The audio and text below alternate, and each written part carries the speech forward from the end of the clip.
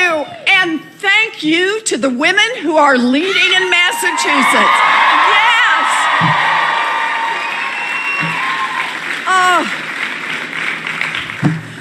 When I first ran for the Senate 6 years ago, I asked you to take a chance on someone who had never even run for office before.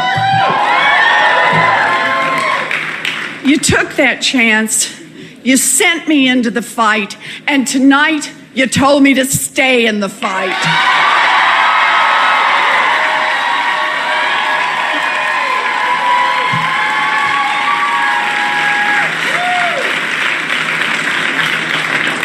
I am deeply grateful, and I promise I will never stop working my heart out for you.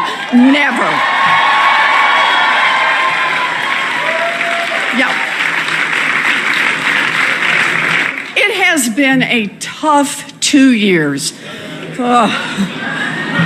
But together, we have marched, together we have run, together we have persisted and insisted that our voices be heard, that our votes be counted, and that our values be respected.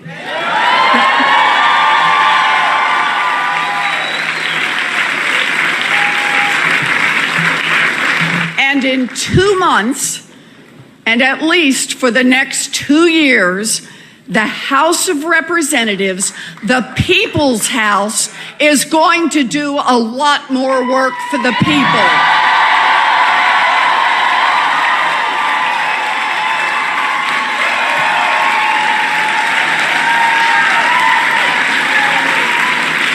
So tonight, I make you this promise.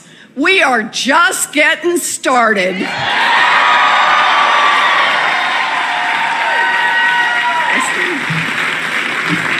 You know, we know what we believe in, and we know whose side we're on. We came to this movement to pick a fight on behalf of millions of Americans who are getting ripped off in a rigged economy and ignored by a corrupt government in Washington.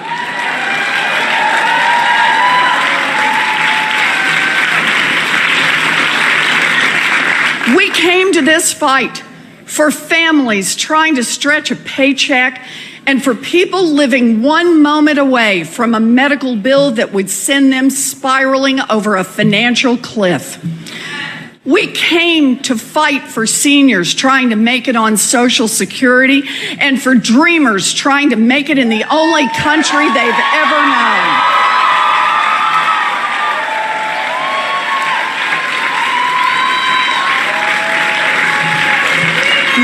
We came to fight for workers who want to build a union and for unions who want to rebuild America's middle class.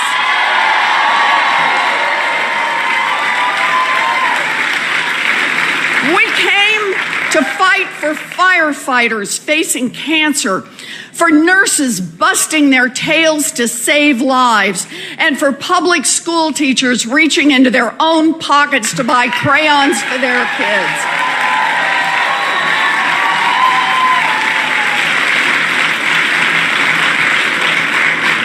We came to fight for loved ones caught in the grip of the opioid crisis, for families shattered by gun violence, and for communities of color devastated by a broken criminal justice system.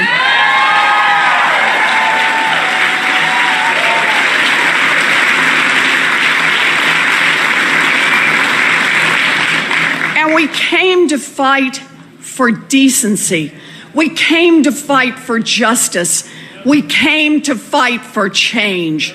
And now, tonight, we take that fight to Washington to make our government work, not just for the rich and the powerful, but make it work for everyone else.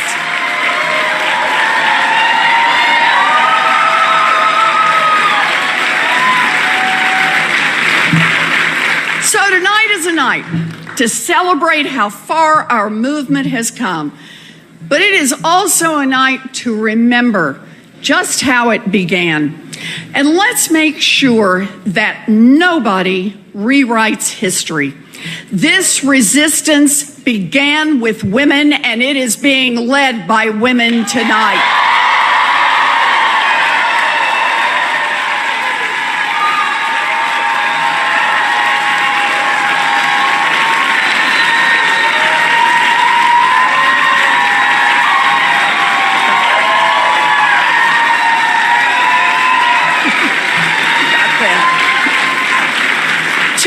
Ago, on a very dark election night, millions of women watched in horror as Donald Trump was elected president. They didn't like it, but they didn't whimper, they didn't whine, they fought back.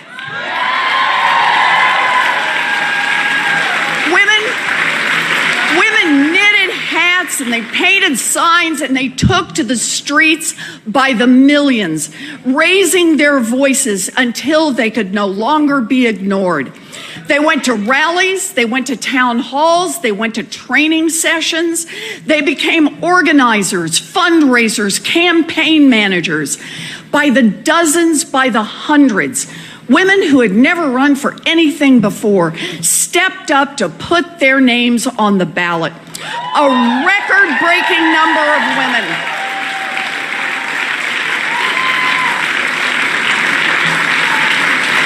A record-breaking number of women, especially women of color, including our own Ayanna Pressley, jumped into the fight.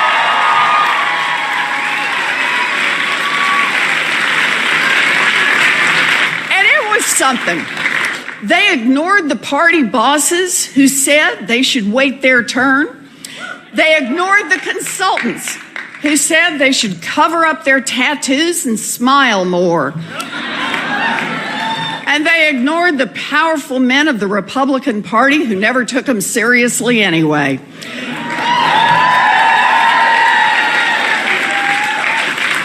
They refused to let anyone shut them up or stand in their way. And that is how real change begins.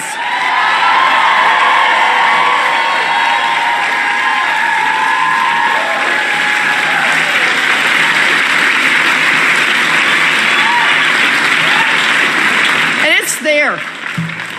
We've seen white women learn from black women how to organize and mobilize. Older women partnering with younger women to take to the streets. Married, single, straight, lesbian, and trans women, rich and poor women building alliances with each other. And yeah, building alliances with the men who also want to make real change in this country.